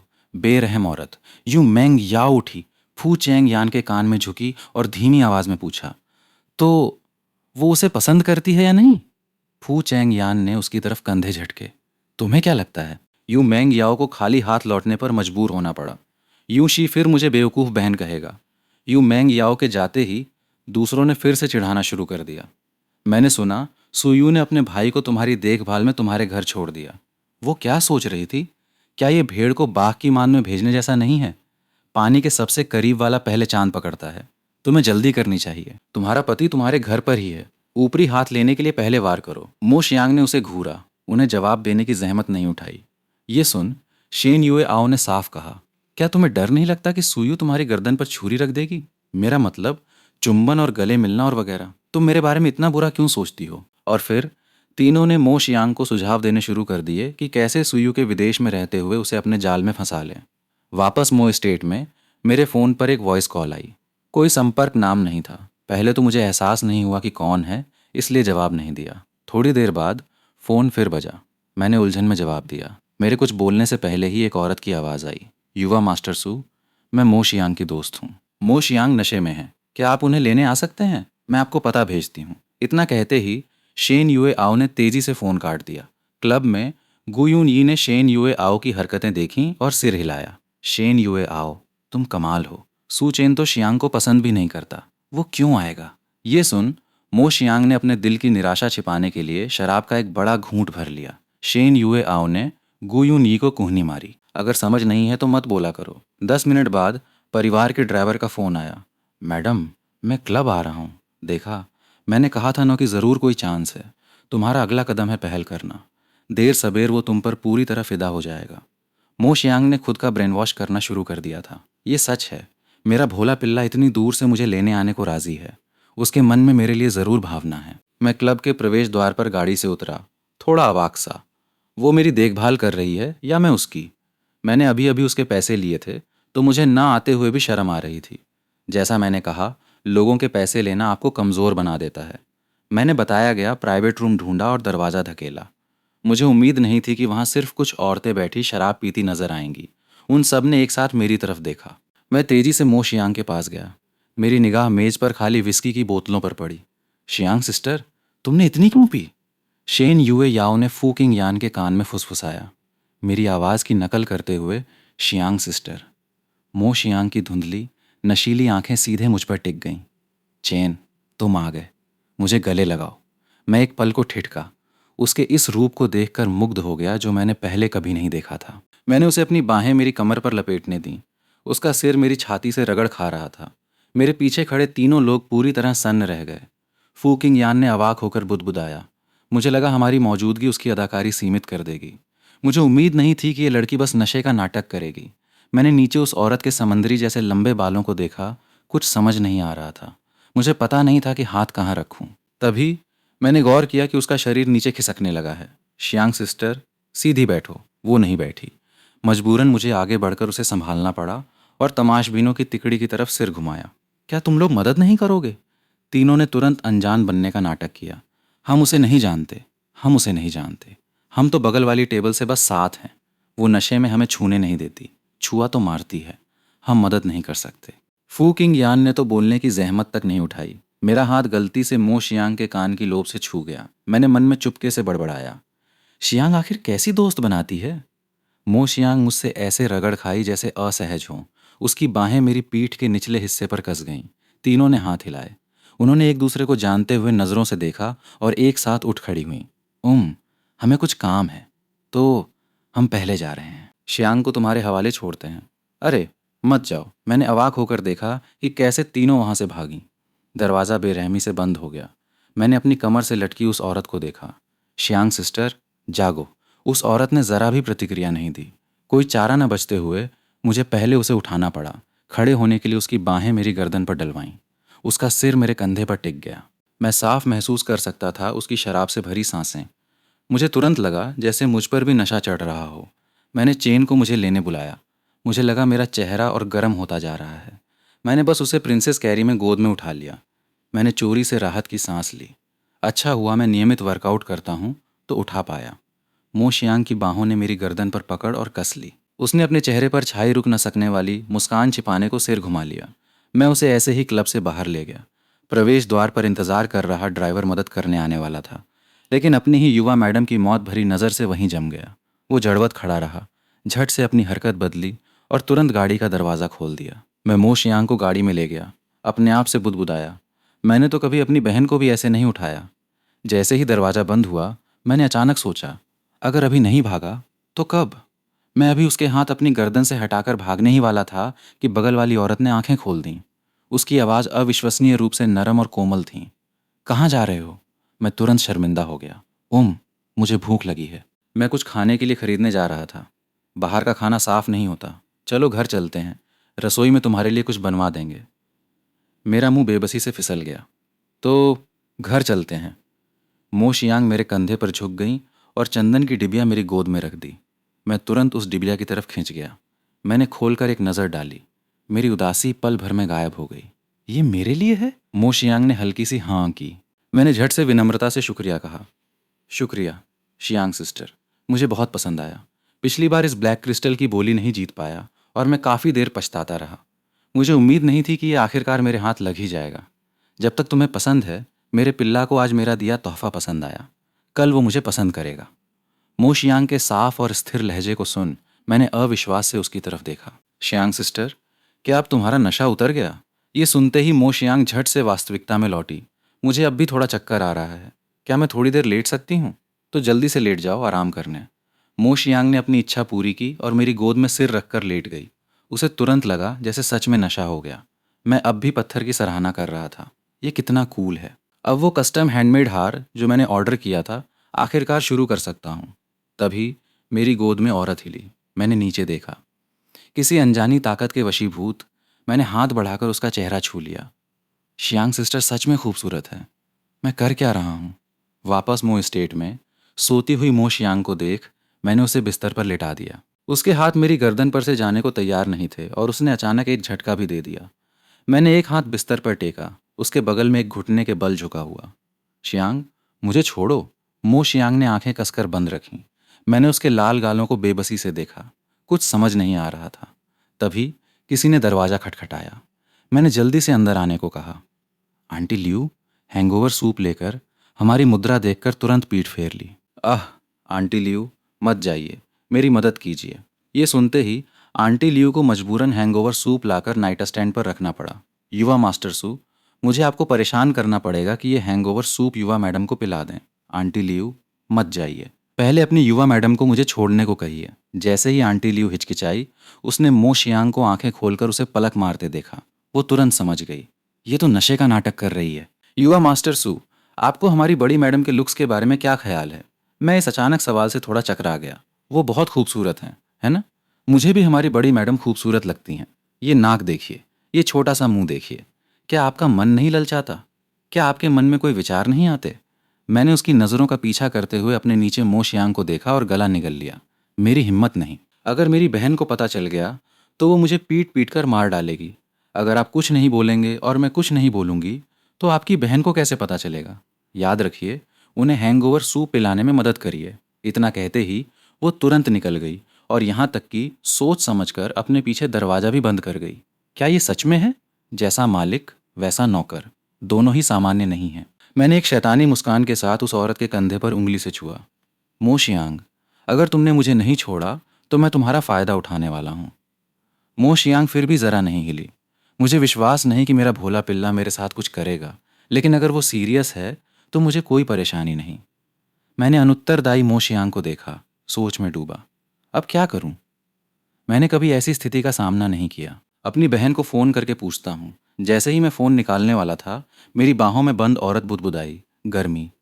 ये कहते हुए उसने मुझे छोड़ दिया और कपड़े उतारने लगी। मैंने घबराकर झट से कंबल खींचा और उसे ढंक दिया और उसके बेचैन छोटे हाथों को पकड़ लिया। शियांग सिस्टर, हिलना मत। मैं अभी हैंगओवर सूप लाता हूँ। पता नहीं उसने सच में मेरी बात सुनी या नहीं, लेकिन वो शांत हो गई। ये आज्ञाकारी और समझदार रूप बिल्कुल अलग इंसान जैसा था। मैंने नाइट स्टैंड से हैंगओवर सूप उठाया और छू कर देखा। वो अब गर्म नहीं था। मैंने चम्मच से एक घूंट लेकर उसके होंठों तक लाया। आह! मो शियांग के लाल होंठ हल्के से खुले और उसने हैंगओवर सूप निगल लिया। उसने अपनी जीभ से हल्के से अपने मुंह का कोना भी चाटा। मेरी धड़कन तुरंत बेकाबू हो गई। मैंने जल्दी से उसे पिलाना खत्म किया और मानो जान बचाकर मो शियांग के बेडरूम से भाग निकला। मैं पूरी तरह गौर नहीं कर पाया कि मेरे पीछे उस औरत ने आंखें खोल दी थीं। मो शियांग ने कोने में लगे सिक्योरिटी कैमरे को देखा। मैं इसे सेव करके फ्रेम दर फ्रेम देखूंगी। मेरा भोला पिल्ला कितना प्यारा है। मैं उस रात बहुत गहरी नींद सोया। मेरे सपनों में दोहरे चरित्र वाली मो शियांग ने मुझे पूरी तरह मदहोश कर दिया। सुबह उठने पर काफ़ी देर तक मैं उससे बाहर नहीं निकल पाया। नाश्ता करते वक्त मैंने मो शियांग से आंखें मिलाने की हिम्मत तक नहीं की। जैसे ही हमने खाना ख़त्म किया, मो शियांग नरमी से बोली, बाद में मेरे साथ मॉल में कुछ कपड़े खरीदने चलो। मुझे लगता है कल रात वाली मैंने फाड़ दी। रुको, ये सही नहीं है। मेरी बहन, क्या उसने नहीं कहा था कि उनके सारे कपड़े कस्टम मेड होते हैं? हर ब्रांड के सीजनल नए कलेक्शन सीधे घर पहुंचते हैं। उसे खुद जाकर खरीदने की क्या ज़रूरत? मैं देखना चाहता हूं कि ये औरत क्या करने वाली है। ज़रूर, मैं बाद में पैसे दूंगा क्योंकि मैंने तुम्हारे पैसे लिए हैं। मुझे समझ नहीं आ रहा था कि तुम्हें क्या तोहफा खरीदूं। हम मॉल पहुंचे और यूं ही एक वुमेन्स क्लोथिंग स्टोर में चले गए। मैंने लोलिता ड्रेस की एक पंक्ति को देखा और मेरे मन में शरारत लहराई। मैंने तुलनात्मक रूप से सादी वाली पकड़ी और उसकी कलाई पकड़ ली। शियांग सिस्टर, तुम इसमें बहुत अच्छी लगोगी, ट्राई करोगी? मो शियांग ने इस कपड़े को देखा जो उसने पहले कभी नहीं पहना था और पूछा, सच में? चेन मुझे इसमें देखना चाहते हैं? सच में।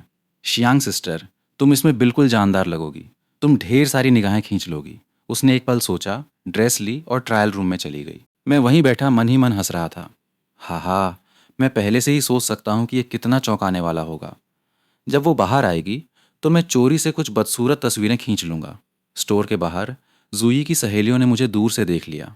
उन्होंने झट से जूई की आस्तीन खींची। ई, वो सूचेन नहीं है। ये सुनते ही जूई ने तुरंत उधर देखा। जैसे ही उसने पुष्टि की कि मैं ही हूं, वो सहज रूप से मेरी तरफ दौड़ने लगी। तभी उसके बगल के मेल साथी ने उसे पकड़ लिया। ये कहाँ जा रही हो? उसने उस आदमी को झटक दिया और तेजी से मेरी तरफ बढ़ी। शोर सुनकर मैं पलटा